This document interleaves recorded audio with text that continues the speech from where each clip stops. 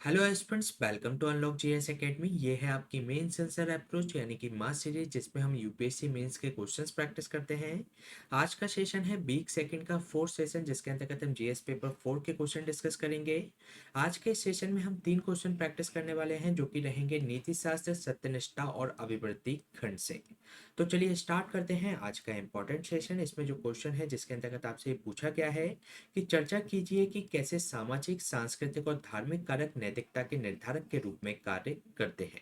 तो इस क्वेश्चन का आंसर आपको 150 शब्दों में देना है, जिसमें आपको ये बताना है कि नैतिकता के निर्धारक तत्व के रूप में सामाजिक, सांस्कृतिक और धार्मिक कारक क्या भूमिका इसके अंतर्गत निभाते हैं।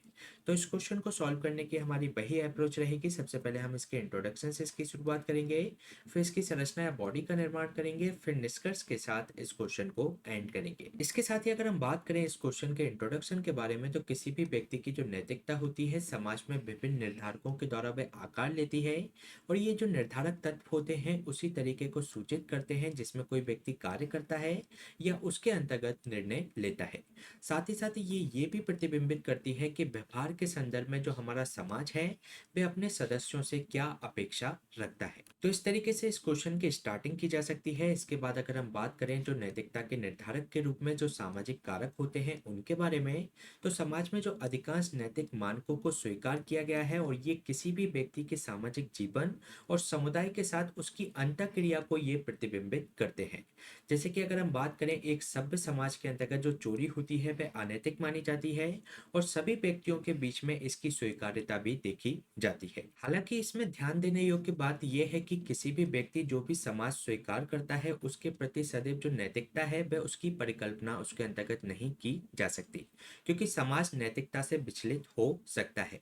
जैसे कि देखा गया था नाजी जर्मनी या स्टालिनवादी रूस के अंतर्गत, तो उसने अपने नागरिकों पर विशेष प्रकार का जीवन स्तर थोप दिया गया था जो कि नैतिकता के मानदंड से कोसों दूर था। इसके साथ ही अगर हम बात करें इसमें अन्य सामाजिक निर्धारक कारकों के बारे में, तो जो माता पिता, परिवार और जो शिक्षक होते हैं बच्चे की मूल्य प्रणाली को आकार देते हैं।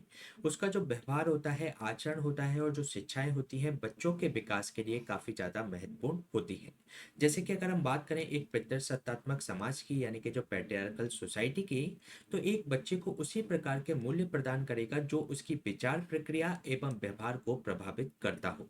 यानी कि एक पितृसत्तात्मक समाज में अगर बच्चे का पालन पोषण होता है तो उसके अंतर्गत वह मूल्य जो है पितृसत्तात्मक समाज के, तो वह भी उसके अंतर्गत इनकलकेट हो जाएंगे। तो ये हमने बात की नैतिकता के निर्धारण में सामाजिक कारकों के बारे में। इसके बाद अगर हम बात करें इसमें संस्कृति संबंधी कारकों के बारे में, तो जो नैतिकता के जो सिद्धांत होते हैं संस्कृति से काफी ज्यादा प्रभावित होते हैं। अगर हम बात करें इसमें एग्जाम्पल की, तो जो पश्चिमी संस्कृति है वहां पर जो व्यक्तिवादी जो अवधारणा है काफी ज्यादा महत्वपूर्ण है। साथ ही साथ अगर हम बात करें भारतीय संस्कृति की, तो यहाँ पर सार्वभौमिकता एवं विविधता के मूल्य यहाँ पर काफी ज्यादा महत्वपूर्ण है। तो ये समाज से संबंधित जो व्यक्ति हैं उनमें भी ये जो मूल्य हैं परिलक्षित होते हैं। इसके साथ ही जो हमारा साहित्य होता है, शास्त्र होता है, जो व्यक्ति के आचरण का मार्गदर्शन करता है। जैसे कि अगर हम बात करें वैदिक साहित्य की, बौद्ध साहित्य की, तो इसमें जो शिक्षाएं दी गई हैं भारत में कई समाजों में और कई समुदायों में नैतिक आचरण का आधार वह रही है। तो ये हमने बात की संस्कृति संबंधी निर्धारक तत्वों के बारे में। इसके बाद अगर हम बात करें धर्म संबंधी निर्धारक तत्व के बारे में, तो जो अधिकांश धर्मों में एक नैतिक घटक होता है जो कि अलौकिक प्रकटन और मार्गदर्शन से ये प्राप्त होता है। और कुछ लोगों का मानना यह होता है कि नैतिक रूप से जीने के लिए धर्म का होना अनिवार्य है, क्योंकि ये नैतिक, अनैतिक और सही और गलत का ये मार्गदर्शन कर सकता है। इसके साथ ही जो प्रत्येक धर्म में व्यक्तिगत आचरण हेतु अपने स्वयं के मानक निर्धारित किए हुए हैं।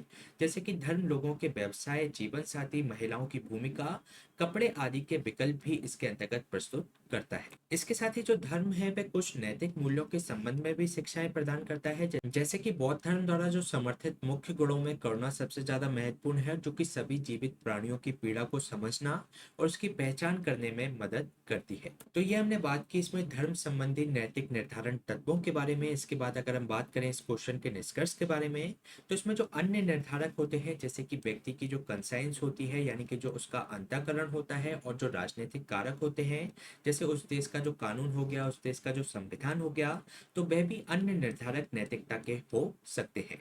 चूंकि अगर हम बात करें जो कानून होता है समाज, धर्म एवं नैतिकता से ये विचलित हो सकते हैं, इसलिए व्यक्ति को अपने नैतिक मानकों की जांच करने की आवश्यकता हर समय होती है। तो ये क्वेश्चन हमने डिस्कस किया, इसमें नैतिकता के निर्धारक कारकों के बारे में। चलिए चलते हैं नेक्स्ट क्वेश्चन पे। नेक्स्ट क्वेश्चन में आपसे ये पूछा गया है कि भारतीय संदर्भ में जो नोलन समिति द्वारा सुझाए गए सार्वजनिक जीवन के 7 सिद्धांतों की प्रासंगिकता को उदाहरणों की सहायता से स्पष्ट कीजिए। तो इस क्वेश्चन का आंसर आपको 150 शब्दों में देना है, जिसमें आपको ये बताना है कि जो यूके की नोलन समिति द्वारा सार्वजनिक जीवन के जो 7 सिद्धांत इन्होंने बताए हैं, तो वे भारत के लिए किस तरीके से प्रासंगिक है। तो इस क्वेश्चन को सॉल्व करने की हमारी वही अप्रोच रहेगी। अगर हम बात करें इस क्वेश्चन के इंट्रोडक्शन के बारे में, तो जो सार्वजनिक जीवन में मानकों पर एक समिति बनी थी 1994 में, जो कि यूके में बनाई गई थी, जिसके अध्यक्ष थे लॉर्ड नोलन। इस समिति ने सार्वजनिक जीवन में व्यवहार के मानकों में सुधार करने के लिए 7 सिद्धांत इसके अंतर्गत प्रस्तुत किए। इसमें अगर हम बात करें इनके 7 मानकों के बारे में, तो इसको आप एक निमोनिक्स यानी कि सोहा ओली से याद कर सकते हैं, जिसमें से एस का मतलब है सेल्फलेसनेस यानी कि निस्वार्थता, इसमें ओ का मतलब है ऑब्जेक्टिविटी यानी कि वस्तुनिष्ठता, एच का मतलब है इसके अंतर्गत हॉनेस्टी यानी कि ईमानदारी, ए का मतलब है इसके अंतर्गत अकाउंटेबिलिटी यानी कि जवाबदेही, और इसमें जो ओ का मतलब है ओपननेस यानी कि खुलापन, एल का मतलब है इसमें लीडरशिप यानी कि नेतृत्व, और आई का मतलब है सबसे महत्वपूर्ण इसके अंतर्गत इंटीग्रिटी यानी कि सत्य निष्ठा। तो इसमें सार्वजनिक जीवन में सुधार के लिए नोलन समिति के द्वारा ये 7 सिद्धांत इसके अंतर्गत बताए गए। अगर हम बात करें इनकी वन बाई वन, तो इसमें सबसे पहले है निस्वार्थता यानी कि सेल्फलेसनेस। इसके अंतर्गत जो अपने स्वार्थ के परे रहकर हमें जनहित में इसमें कार्य करना चाहिए, और ये अत्यंत महत्वपूर्ण भारत के लिए इसलिए हो जाता है क्योंकि जो भारत की आबादी का एक बड़ा वर्ग है वह वंचित समुदाय है, और उसकी हेल्प करने के लिए अगर जो सक्षम वर्ग है अगर वह जनहित में कार्य करता है, तो ये काफी ज्यादा महत्वपूर्ण हो सकता है। जैसे कि अगर हम बात करें इसमें एग्जाम्पल की, तो जो लाल बहादुर शास्त्री थे उन्होंने बैंक से ऋण लेकर अपनी कार खरीदी थी। इसके साथ ही अगर हम बात करें इसमें अन्य सिद्धांत की, तो उसमें है सत्यनिष्ठा यानी कि इंटीग्रिटी। तो इसमें लोक पदाधिकारियों को केवल जनहित में कार्य करना चाहिए, उन्हें किसी बाहरी व्यक्ति या संगठनों के किसी भी वित्तीय या अन्य दायित्वों के अधीन कार्य नहीं करना चाहिए। यानी कि उनका जो कार्य का संचालन होना चाहिए वह जनहित से होना चाहिए। इसके अलावा ये भ्रष्टाचार से लड़ने और उसमें तटस्थता और निष्पक्षता बनाए रखने के लिए काफी ज्यादा महत्वपूर्ण होती है। जैसे कि अगर हम बात करें टीएन शेषन की, तो इसमें जो तात्कालिक राजनीतिक दलों के द्वारा उन पर कई सारा दबाव डाला गया, उसके बावजूद भी उन्होंने आदर्श आचार संहिता को लागू करने में इंटीग्रिटी यानी कि सत्यनिष्ठा दिखाई, और उसी का ही परिणाम है कि आज जो चुनाव जो निष्पक्ष रूप से हो पाते हैं, तो वे टीएन शेषन की सत्यनिष्ठा का ही परिणाम है। इसके साथ ही अगर हम बात करें इसमें अन्य सिद्धांत की, तो इसमें निष्पक्षता है यानी कि जो लोक उत्तरदायित्व के निर्वहन में, जिनमें सार्वजनिक नियुक्तियां करना हो या निविदा प्रदान करना हो या पुरस्कार और लाभों के लिए व्यक्तियों की सिफारिश करना इसके अंतर्गत शामिल है, तो एक तरीके से इसमें निष्पक्षता दर्शाई जानी चाहिए। इसके लिए लाभार्थियों और अन्य का चुनाव वस्तुनिष्ठ मानदंडों पर किया जाना चाहिए, जिसके अंतर्गत जो भाई भतीजावाद है वह इसके अंतर्गत नहीं होना चाहिए। इसके साथ ही इसमें जो अन्य सिद्धांत है वह जवाबदेही का सिद्धांत है, जिसके अंतर्गत लोक पदाधिकारी अपने निर्णय एवं कार्यों के लिए जनता के प्रति जवाबदेह होते हैं। इसके लिए उन्हें अपने पद से संबंधित जो उपयुक्त जांच के लिए उसको तैयार रहना चाहिए, और ये उसको सुनिश्चित करना चाहिए कि एक जो सिविल सेवक है वह स्वामी नहीं बल्कि जनता का सेवक है। इसके साथ ही भारत में जो नीति निर्माता है यानी कि जो हमारे पॉलिटिशियंस हैं जो कि विधायिका में बैठते हैं, तो उसके प्रति सिविल सेवक जवाबदेह हैं, जबकि जो हमारे नीति निर्माता है यानी कि जो हमारे पॉलिटिशियंस हैं विधायिका के अंतर्गत पर जो बैठते हैं, वे निर्वाचन के माध्यम से जनता के प्रति जवाबदेह होते हैं। इसके साथ ही अगर हम बात करें इसमें अन्य सिद्धांत की, तो ओपननेस यानी कि खुलापन, तो निर्णयों के प्रति इसके अंतर्गत खुलापन होना चाहिए, और अपने निर्णयों के कारण को भी उसके अंतर्गत बताया जाना चाहिए। इसके अलावा सूचना को तब तक प्रतिबंधित नहीं किया जाना चाहिए जब ऐसा करना व्यापक जनहित में हो। इसके अलावा इसे भ्रष्टाचार के विरुद्ध सबसे अच्छा निवारक माना जा सकता है। इसके लिए जो इसमें आरटीआई एक्ट 2005 है, जो कि भारतीय प्रशासन में खुलापन सुनिश्चित करने के लिए एक ऐतिहासिक कानून के रूप में इसको बनाया गया था। साथ ही अगर हम बात करें इसमें अन्य सिद्धांत की, तो उसमें होनेस्टी यानी कि ईमानदारी शामिल है। अगर कोई पदाधिकारी है सार्वजनिक कर्तव्यों का पालन करने में कोई भी निजी हित जुड़ा हो, तो वह उसको इसकी घोषणा करनी चाहिए।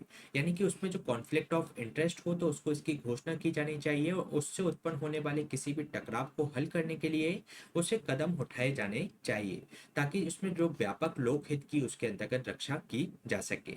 जैसे कि अगर हम बात करें, तो जो यू संज्ञान थे जो कि तमिलनाडु के एक एक जिला कलेक्टर थे, उन्होंने अपनी संपत्ति का विवरण जिला वेबसाइट पर उन्होंने अपलोड किया, तो जो उनकी ईमानदारी को संदर्भित करता है। इसके साथ ही अगर हम बात करें इसमें अन्य की, तो उसमें है नेतृत्व यानी कि लीडरशिप, जो कि लोक अधिकारी होते हैं, अन्य लोगों को प्रेरित करते हैं जिससे कि उसके अंतर्गत जो लक्ष्य हैं वह इसके अंतर्गत प्राप्त किए जा सके। तो इसमें उनकी जो नेतृत्वकारी भूमिका है काफी ज्यादा महत्वपूर्ण होती है। उन्हें स्वयं इसके अंतर्गत एक उदाहरण के रूप में स्थापित करना चाहिए। और जैसे कि अगर हम बात करें ग्रेटर विशाखापट्टनम नगर निगम आयुक्त जो सृजना थी, उन्होंने कोविड-19 की महामारी के दौरान जब वे प्रेग्नेंट थी, उन्होंने अपने कर्तव्य पालन करते हुए एक नेतृत्व कौशल का परिचय दिया, जबकि वह उस समय मैटरनिटी लीव ले सकती थी। तो ये क्वेश्चन हमने डिस्कस किया सार्वजनिक जीवन के अंतर्गत जो नोलन समिति के द्वारा 7 सिद्धांत बताए गए हैं उसके बारे में। चलिए चलते हैं नेक्स्ट क्वेश्चन पे। नेक्स्ट क्वेश्चन में आपसे ये पूछा गया है कि ईमानदारी की तुलना में जो सत्यनिष्ठा होती है अधिक व्यापक होती है, उदाहरण प्रस्तुत करते हुए इसको समझाइए। साथ ही साथ सिविल सेवकों में जो सत्यनिष्ठा को एक मूल्य के रूप में विकसित करने के तरीके भी आपको बताने हैं। तो इस क्वेश्चन का आंसर आपको 150 शब्दों में देना है, जिसमें आपको ये बताना है कि ईमानदारी की तुलना में सत्यनिष्ठा काफी व्यापक होती है और सिविल सेवकों में सत्यनिष्ठा को एक मूल्य के रूप में किस तरीके से विकसित किया जा सकता है। तो इस क्वेश्चन को सॉल्व करने की हमारी वही अप्रोच रहेगी। अगर हम बात करें इस क्वेश्चन के इंट्रोडक्शन के बारे में, तो जो ईमानदारी होती है यानी कि जो ऑनेस्टी होती है, उसका साधारण अर्थ ये होता है कि तथ्यों को उसी रूप में बरकरार रखना और वैसा ही बताना जैसे कि वे हैं। उसमें सत्य का पालन महत्वपूर्ण होता है। जबकि जो सत्यनिष्ठा होती है प्रत्येक समय जो सही या उचित है वही सोचना और उसी के अनुसार कार्य करना, चाहे वह उसका परिणाम कुछ भी हो। यानी कि जो सत्यनिष्ठा है एक व्यापक अवधारणा है और जो सत्यनिष्ठा के अंतर्गत व्यक्ति के मन में जो है वही उसके वचन में होना चाहिए और वह वचन के अनुरूप ही उसको कार्य किया जाना चाहिए। तो वह एक तरीके से सत्यनिष्ठा को संदर्भित करता है। इसके अलावा जो ईमानदारी होती है वह आवश्यक होती है, किंतु ये सत्यनिष्ठा का पर्याप्त मानदंड नहीं हो सकती। जैसे कि अगर बात करें तो जो ईमानदार जो व्यक्ति है वह सत्यनिष्ठ हो ये जरूरी नहीं, बल्कि जो सत्यनिष्ठ जो व्यक्ति है वह ईमानदार होगा ये जरूरी इसके अंतर्गत होता है। इसके अलावा जो सत्यनिष्ठा में ईमानदारी के अलावा भी कई तत्व शामिल होते हैं। इसके साथ ही अगर हम बात करें इसमें सत्यनिष्ठा के अंतर्गत अन्य गुणों के बारे में, तो जो सत्यनिष्ठा के अंतर्गत विचारों और कार्यों में अनुरूपता होती है, आदर्शों का एकीकरण और अपने विचारों और मत के प्रति उनका दृढ़ विश्वास होता है, व्यवहार का नैतिक रूप से स्वीकार स्तर होता है और विश्वास और उचित आचरण उसके अंतर्गत शामिल होता है।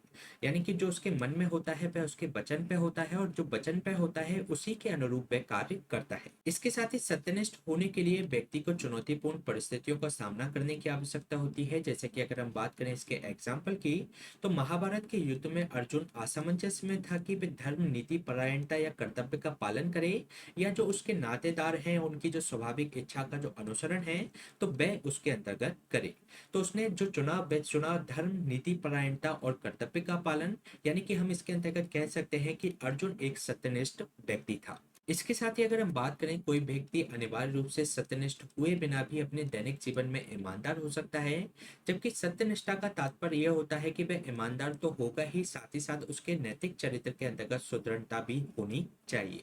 इसके अलावा जो ईमानदार व्यक्ति है अपने विचारों या विश्वास जो उसके अंतर्गत हैं उसके बारे में पहले से ही निर्धारित किए बिना कि वह सही है या गलत है, वह सत्यता पूर्वक उसको अभिव्यक्त कर सकता है। इसमें अगर हम बात करें इसके एग्जाम्पल की, तो कोई व्यक्ति अगर ये मानता है कि सभी एथलीट धोखा देते हैं यानी कि डोपिंग करते हैं, तो उसका इस कथन पर विश्वास इसके अंतर्गत हो सकता है और इस कथन पर वह ईमानदारी पूर्वक उसको मानता है। लेकिन इसके अंतर्गत वह ये निर्धारित करने का प्रयास नहीं करता कि ये कथन वास्तव में सही है या नहीं। यानी कि उसके अंतर्गत सत्यनिष्ठा की कमी है कि वह इसके अंतर्गत चेक करने की कोशिश नहीं करता कि ये जो कथन कहा गया है ये वास्तविक रूप से सत्य है या नहीं। तो इसमें वह उस कथन के प्रति ईमानदार तो है लेकिन उसके अंतर्गत उसकी सत्यनिष्ठा दिखाई नहीं देती।